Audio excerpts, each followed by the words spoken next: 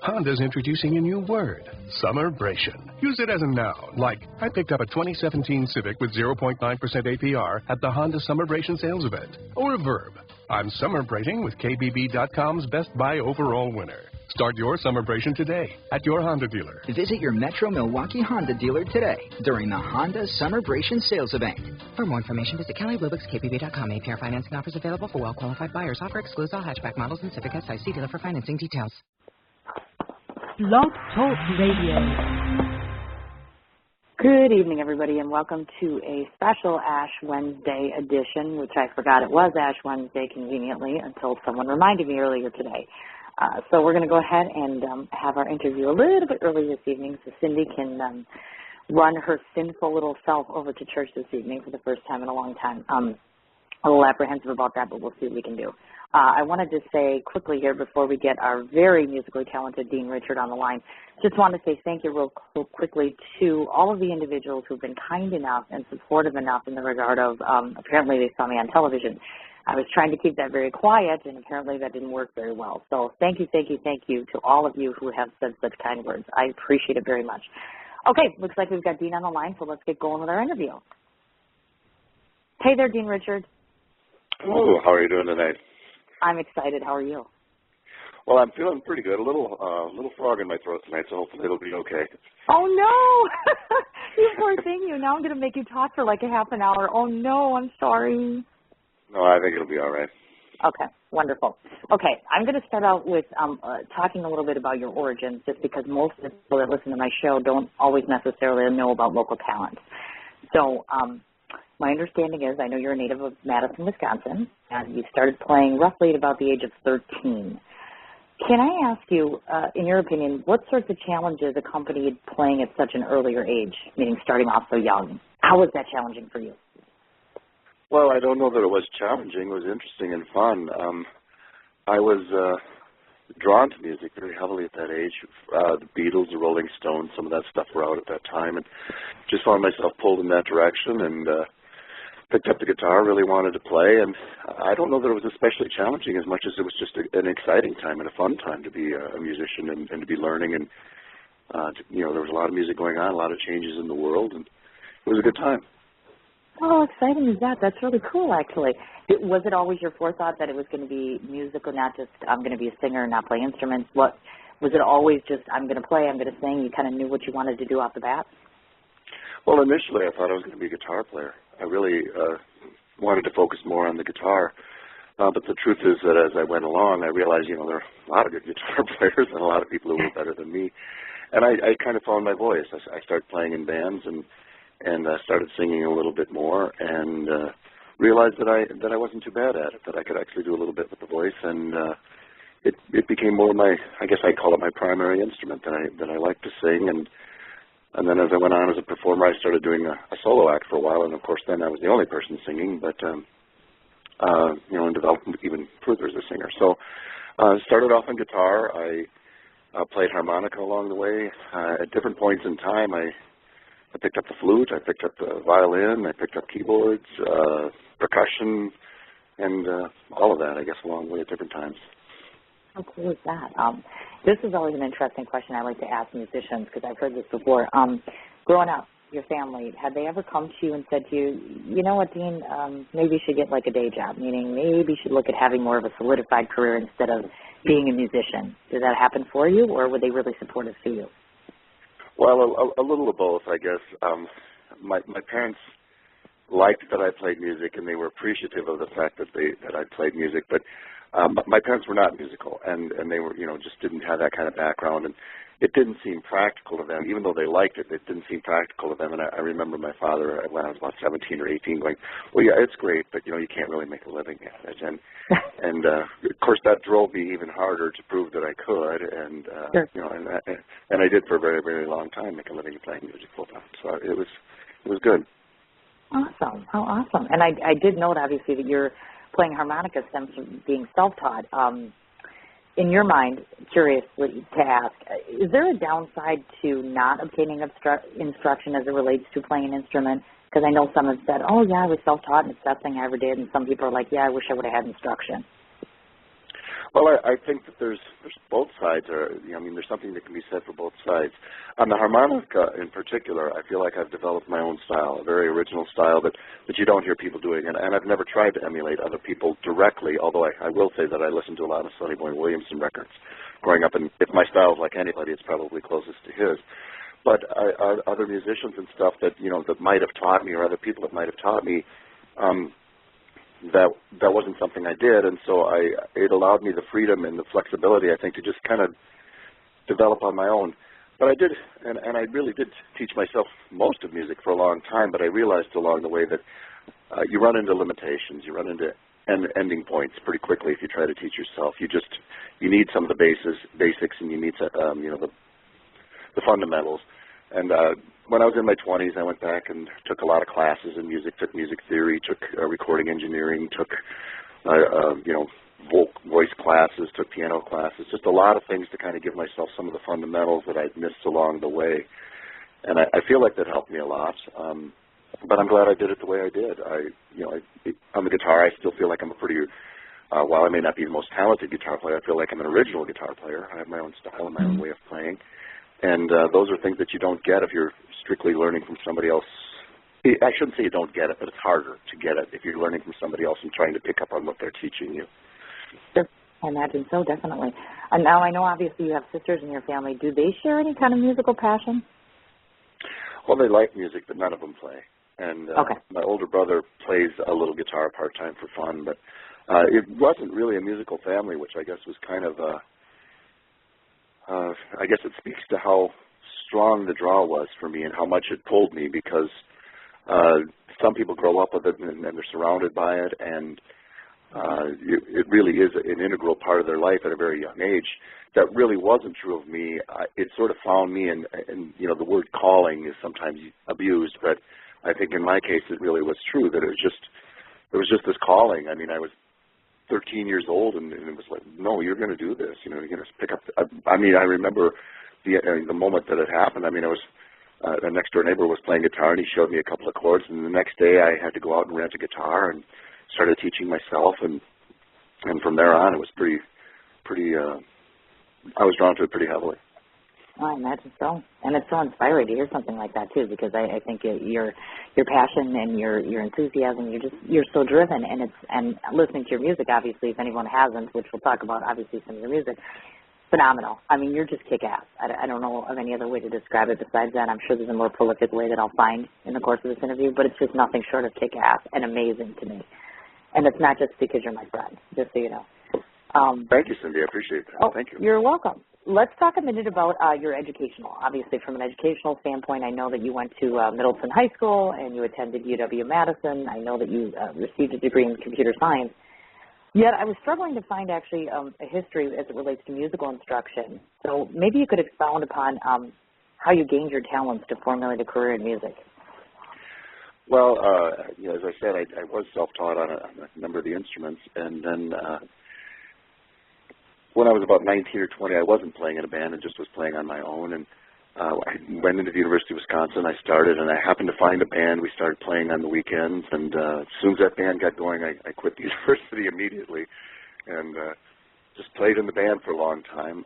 When I was in my early 20s, I moved to Southern California, and out there, once you establish residency, junior colleges were free. So while I was in Southern California, I took every music-related class that I was interested in, and that's when I was taking the music theory classes, and I had 2 years of recording engineering courses, electronic music courses, just a lot of fun stuff, a lot of things that I was interested in. There were different junior colleges in Southern California at that time that had some interesting programs, and you could attend for basically free because I was a resident. So I took them up on a lot of that stuff, and I ended up with a 2-year degree in music, actually. I don't know if that was something you were aware of, but when I was in Southern California, I have a 2-year degree in music from Golden West College up there. So it was a lot of fun, and really enjoyed it. All right. Awesome. Let's talk a minute about your talents. Instrumentally, I know that you're proficient in, obviously, guitar playing, keyboards, harmonica. I know you're a singer, songwriter, producer. It's undoubtedly impressive to the average individual who hears that. I'm curious to ask you if there are other skills that you wish to possess in the future, meaning are there other things you might think you want to pick up at some point in time? Okay. Well, I don't know if there's things that I wish I had, but I really enjoyed, I did a video for the song Lift You Up, which was on the CD, and I found myself really enjoying that as a creative outlet. We shot some of the video here in Milwaukee, and the movie was shot in HD, and I used the footage we did in the video studio and some outside shots and combined it with photos, and I actually did the editing and the production of the video, and I enjoyed it a lot. It was a lot of fun, and I tried very hard, and I think this is always my goal in music and in any creative endeavor, is to make the emotion of the song and of the music come across to people, let people feel it rather than, I don't try for intellectual stimulation as much as an emotional response, even at the expense of technical stuff sometimes. And, not that I'm not technical, I guess I can be, but I try to convey the emotions in whatever way I can, whether it's through the video or through the guitar or through the harmonica, through the voice as I'm writing. It's trying to make people feel things, and that's what I believe in and what I try to do. Well, definitely. And you are very, I find again, I'm going to toot your own horn, just in listening to your music, I find myself very moved. And it's not like it's, as I call it, Debbie Downer music, you know what I mean? It's inspirational. It's got a good beat to it. It pumps you up, for lack of a better term, because I was listening to it earlier again, and I'm like, this is stuff I could sit here and work or clean the house or do whatever. You know what I mean? It's awesome. Sorry. I'll stop fawning over you now. Well, I appreciate it. Thank you. No, you can keep going. That's fine. I'm sure I probably could. Now, certainly, it must have been quite a road paved with both joy and struggles, and that I know you did live performance prior to your recent band, spanning over a course of 17 years. I'd like for you to highlight to us some of the fondest memories you've had, maybe some gigs that you recall that were just favorites of yours for some reason, and perhaps the most regrettable one you can recall, if there is one, which I hope there's not. Well, there have been a few gigs that are pretty memorable. I enjoy it when I'm seeing people dancing on the bar, people dancing on tables, and people are kind of screaming and yelling and really in tune with the music and really in tune with what you're doing. And I've been fortunate enough to have actually quite a few gigs like that, I guess, in my lifetime, where people, where the energy that you put out is responded to. People respond to that energy in similar fashion, and it's just fun to have a whole group of people just kind of, I don't know, I liken it to getting high, just getting higher and higher and higher. And I feel like I have that power at that time to take people higher and to increase the energy level and push people higher and higher, and they'll go with me a lot of times. And so there have been a number of gigs like that where I felt like that's happened, and it's a wonderful feeling. And at the end of the night, you feel great. Hopefully the people that have been there with you feel great. They walk away with a memory. You walk away with a memory as well, and it's great. As far as a really bad gig, there haven't been too many. I think I've been pretty lucky, and there have been a few times in my life when I really had a sore throat and was really not feeling well. I had to kind of muddle my way through the evening. That isn't a good time. It's not fatal and anything, but that's not. I guess probably the hardest gig I did was shortly after my father died. The first gig after that was pretty emotional and pretty difficult. So if I point to one, I guess that would be the one that I would point to as one of the most difficult ones. My goodness, and how proud you must be of you and all the accomplishments you've had thus far to date. It's amazing. Your two sons, were they the predominant factor in terms of you kind of being off the road and kind of being out and about and all over the place and saying, yeah, I need to stick around, what happened is what I'm trying to say here. I can't get it out today. Well, no, that's exactly what happened, is that, I was a full-time musician and playing a lot and performing a lot and traveling a lot. And when my kids were born, I just made a decision to pull up stakes. I mean, not pull up stakes, but to lay down, stakes, I guess, to settle in a little bit and to be a father to them and to be around for them. So for a number of years, I didn't even play live. Just really recorded and played music around the house, but when the kids were really little, I didn't even play out. And then when they got to be about 9 or 10 years old, I thought that was time that they were old enough that I could, kind of get back into the things that I wanted to do again. And got into it slowly, found a band that was predominantly, wedding and cover band. I did that for a number of years. Great bunch of people, really enjoyed it. Joined the Booze Brothers a few years later, and then got back into the original music a few years ago, which I'm really enjoying and taking a lot of pride in, and just hope to keep doing now. I hope I get the support and can continue to do that because it's gone well, and I'd like to keep going with it. Oh, and I imagine so. That's one of the questions I wanted to ask you is, in your own, as far as your own perception goes, do you prefer the solo work now more so as compared to the gigs and the bands and things of that nature? Well, performing in a band is more fun if you can, but the bands that I still play in the Booze Brothers, of course, and the Booze Brothers are a cover band, and so I enjoy playing them a great deal, but that's sort of a separate entity from writing and doing your own stuff. And to this point, I haven't put together a band to do my own stuff, but I've certainly considered it, and it may be in the works at some point in the not-too-distant future. I can't say it's imminent, but at some point in the not-too-distant future, I may put together a performing entity with a group of other people. I've actually considered starting to perform as a solo a lot more, just doing some of the original stuff. And so those are things that are in the works that haven't happened yet because I've also been trying to write, and there's only so many hours in a day, so I have to choose what you're going to do. Oh, I know. I know exactly what you mean. Yep. Do you think, or I should say probably Dad's preference, obviously, because your sons are teenagers, if I'm not mistaken, do they show any inclination to follow your path, or would you encourage them to follow your path? Oh, I'd certainly encourage them, but they didn't. I didn't push it on them. I didn't really surround them with music or anything. And as I said, when they were really little, I didn't play a lot, except when they, So they don't. They haven't followed in the path of doing music, but they're great kids, and they both love music, but they don't play. They don't perform. Gotcha. Okay. Now let's talk a little bit about your style of music. I know that it's been described as being jazzy, inspirational, possessing a bluesy rock type of feel. Out of each one of these genres, which do you fashion yourself the most and why? Boy, I wish I could give you an answer to that.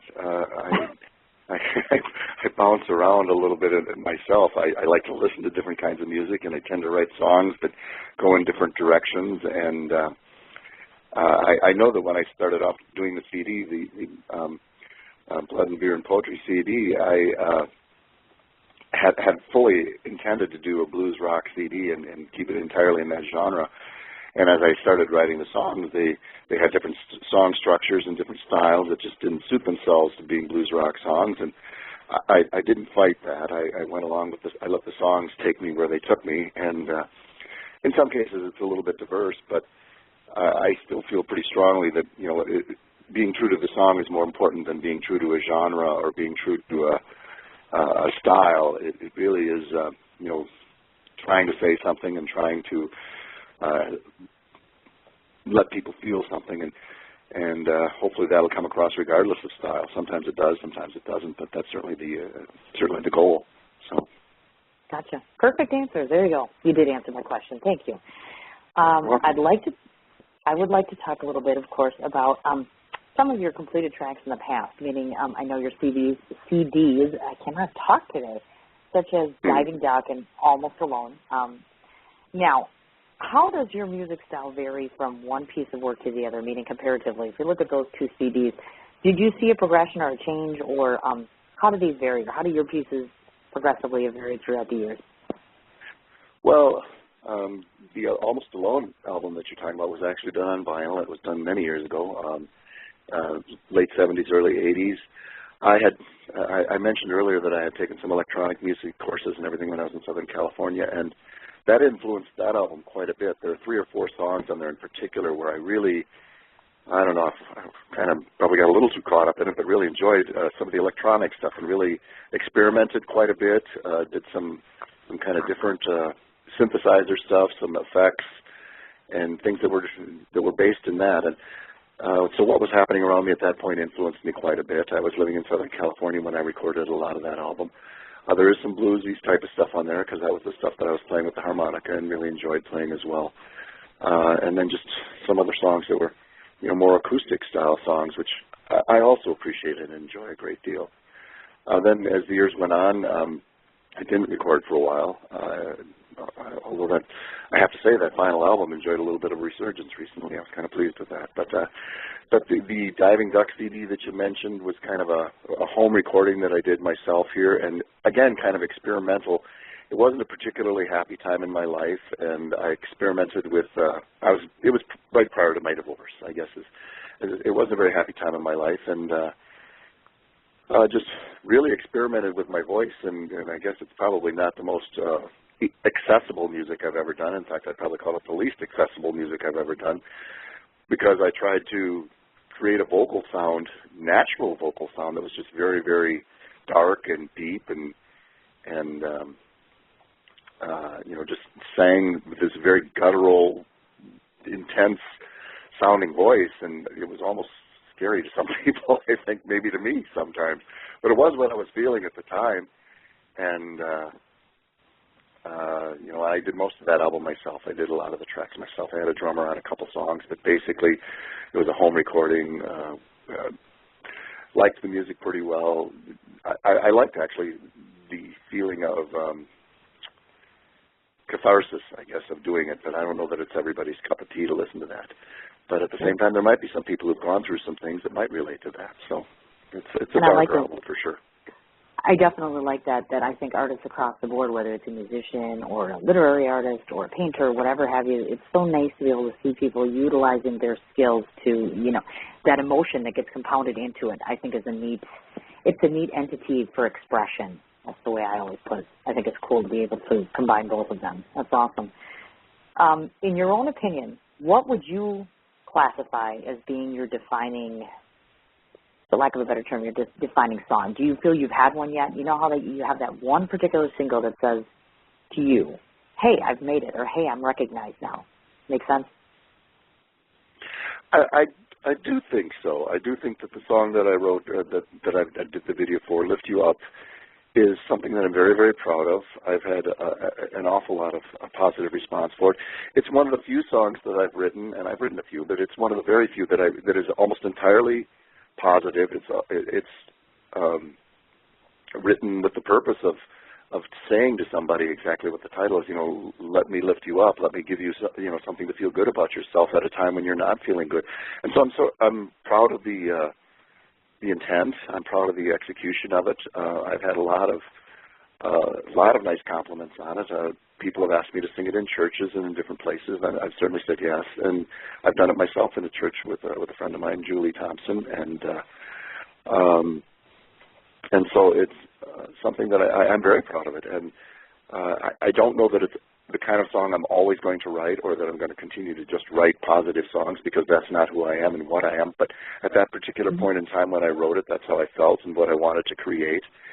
And I feel like that's worked. And so I am very proud of it. And it is working quite well for you, if I may say so myself. But thank you. You're welcome. Let's venture a little closer to home, obviously, and talk about the bands. I know that you have performed with the band Incognito for 5 years, and, of course, obviously, you prefaced the Booze Brothers as well. Explain for us your integration into both of those entities and how each of them varies, you think, as a musician, and how it's proven to strengthen your abilities as a musician.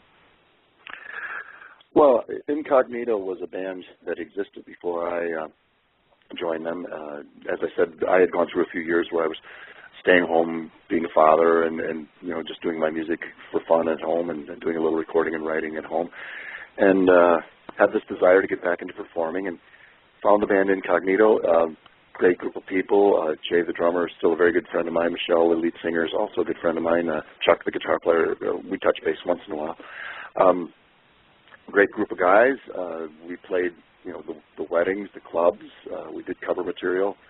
I played quite a bit of guitar in that band, and a little bit of harmonica, and I got to sing quite a bit as well. So it was just fun. I mean, it was just a nice band, and nothing negative about it. It was all a good experience. The Booze Brothers, at one point, were looking for a singer harmonica player, and I do like singing and playing harmonica. I wouldn't have called it my first instrument, but I did the audition, and they gave me the position of the Dan Aykroyd character or whatever, and so I sing a lot and play harmonica and play guitar on a couple songs. I guess once in a while I wish I could play guitar more, but there are several good guitar players in the band, so they don't really need me to play guitar very much. And I do play harmonica a fair amount, and that part I like a lot. I enjoy playing the harmonica and getting a chance to really be out front a little bit more with the harmonica. Typically it's been more of a secondary instrument to me, but in that band it gets to be my main instrument, so it's a lot more fun in that regard. Oh, that's very cool. Definitely. I would like to ask this to individuals, especially those that are local, certainly. Who do you find to be inspiring here as far as local musicians? Who kind of gives you the wow factor? Well, some of the people that I've been lucky enough to work with are very much people that inspire me. I'm a good friend of Tracy Hahnemann's, and she's a terrific singer and a great inspiration to me all the time. The same is true of Julie Thompson, who has a marvelous voice, just this sweet, pure voice that, and I think both of those two have been very inspirational to me, and they're both in the video and have helped me a lot, and so I certainly want to shout out to them because they've been great helps to me and also are very, very talented individuals. And the Booze Brothers, I think every member of the band is a very, very talented musician. It's a group filled with talented people. Tommy Milwaukee, Tommy Milkowski, Tom Burgermeister, Ed Cizone, just on and on and on down the line, all the horn players, Doug Syme, just a great group of musicians, and so they are and were inspirational to me. Around town, Eddie Butt's band, with Tracy is an excellent cover band. Those are some of the musicians that are coming to mind. I've seen Carmen Nickerson. I enjoy listening to her voice and listening to her sing. Kostya Efimov is a wonderful, wonderful keyboard player. Those are people that are coming to mind, and I know I'm forgetting people, and I'm going to kick myself after this is over because there's somebody that's probably not coming to mind right now. A good friend of mine, Chuck Gadish, is somebody who's always encouraged me to write. Is a good writer himself, and I've always enjoyed. And I should probably shamelessly throw this out there and say, would my sister be on that list? Well, you'd have to tell me. I have to be honest. I don't think I know who your sister is. I was just going to say, you probably haven't met Annie B before, actually. And usually most people know Annie B and the Vagabond Company, ABVC or Annette Marie or Shut Up Marie, that kind of stuff. She was in different collaborations. I'll have to hook the two of you up sometime and get a chance to know her. I wish you would because I've heard about her, but I have not heard them play yet. And so until that's okay. do it. So, I hope I get the opportunity to do that. I'd love to. That would be great. Curious to ask this question also. Collaboration in the future. Who would you like to see yourself thrown in a room with to put together some good jams?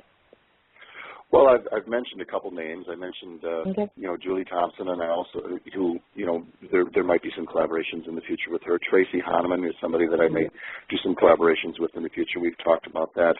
I might do some work with either one of those two. Kostya is somebody I'd love to work with. I actually just thought of one of the names that I didn't mention before, but the band Frogwater with Susan Nicholson and her husband are a couple of really, really nice musicians, and I don't know them very well, but I certainly appreciate their talent. And Susan did the violin part in the video for me, and would love to work with them if the opportunity presents itself. Very, very talented people, and she's a wonderful violin player. Her husband's a wonderful guitar player, and so I hope that opportunity presents itself. But collaborations, possibly some of the Booze Brother guys. We'll just see how that works itself out. But I'm always open to the opportunities. Awesome. All right, let's talk a bit about, obviously, blood and beer and poetry.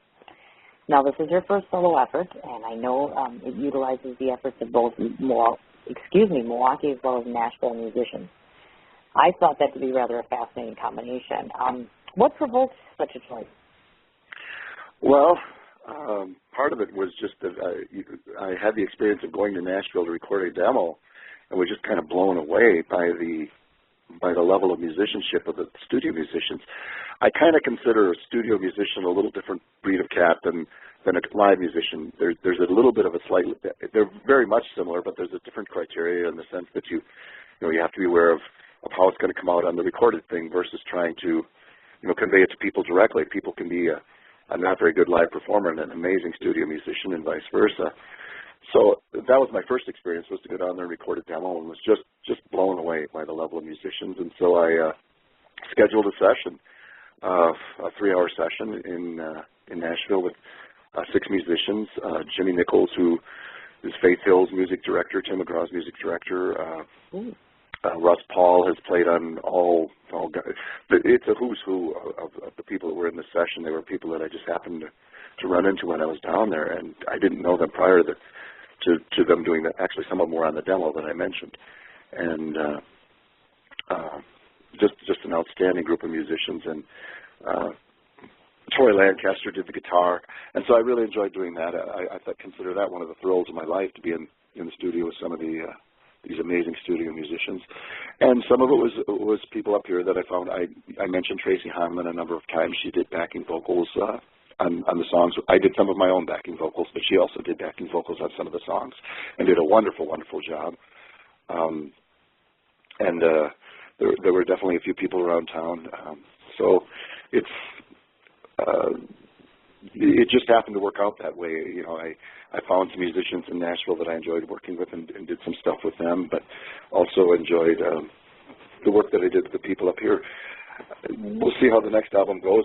As things have gone over the last couple of years, I've met different people and maybe the next album will have more of people from here, and we'll just see how it goes. Definitely. Curious to those of us who aren't musicians, maybe you can just give us an approximate. What's the time span for a completion of a project such as this? Well, for me, because I do have a full-time job, and that CD took me about a year. It took me about a year to do, and I was because I'm working evenings and weekends on it. I took about 4 trips to Nashville, and I did a lot of the engineering myself. I did a lot of the mixing myself.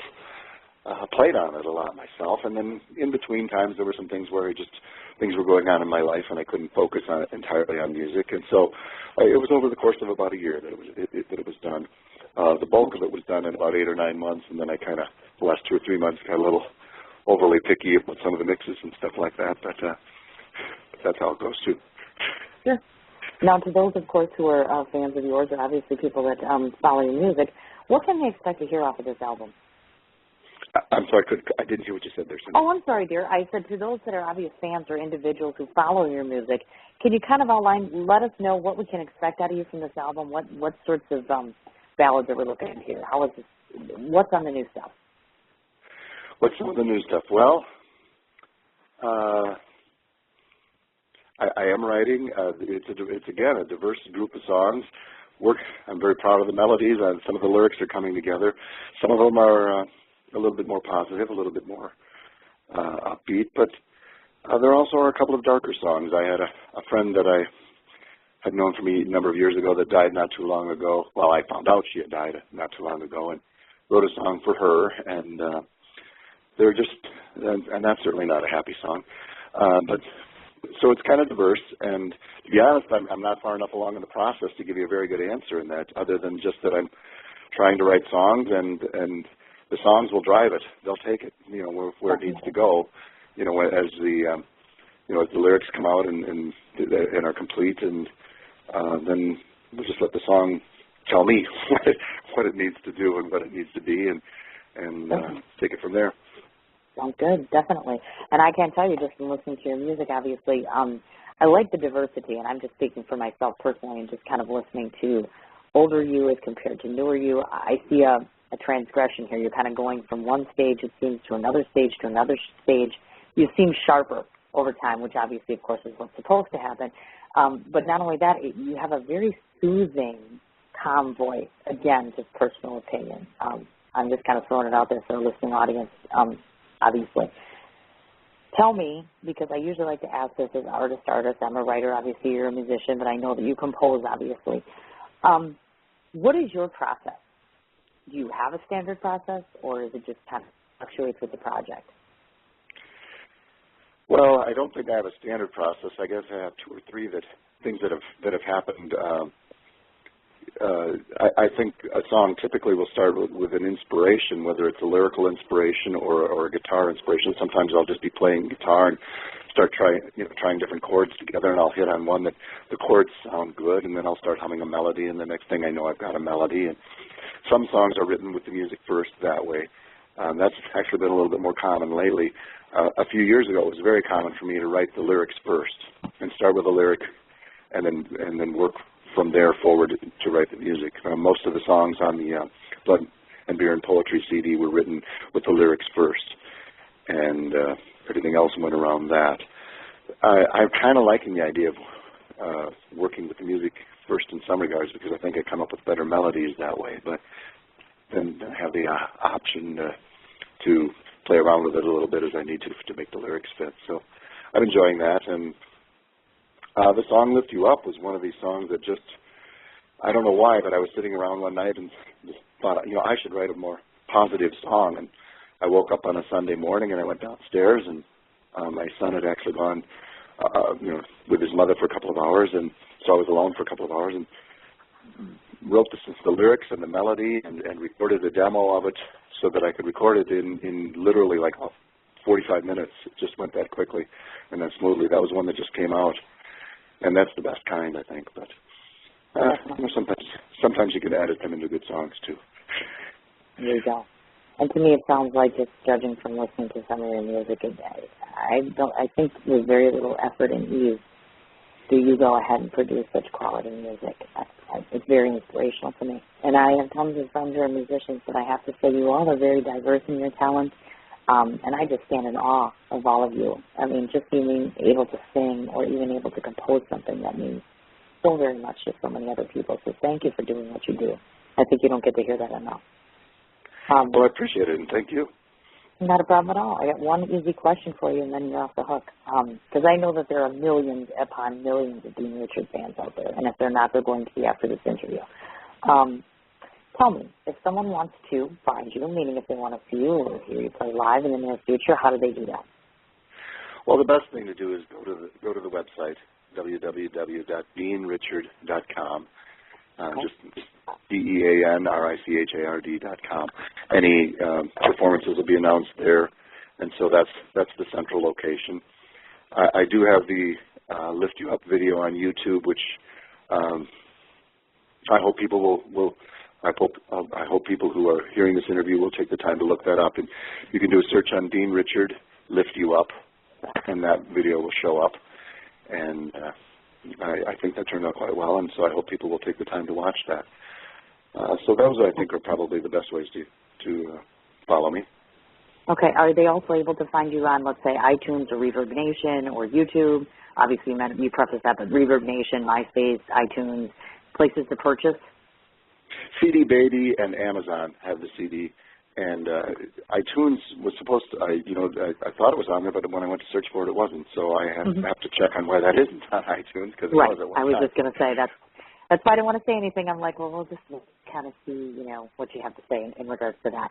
And just to let you know, and the listening audience know that hopefully sometime, if not tonight, tomorrow morning, I'm having some audio trouble here. I tried to upload your audio so we could spend the last 5 minutes listening to you actually sing, and unfortunately, I'm not able to do that right now, and I don't know why.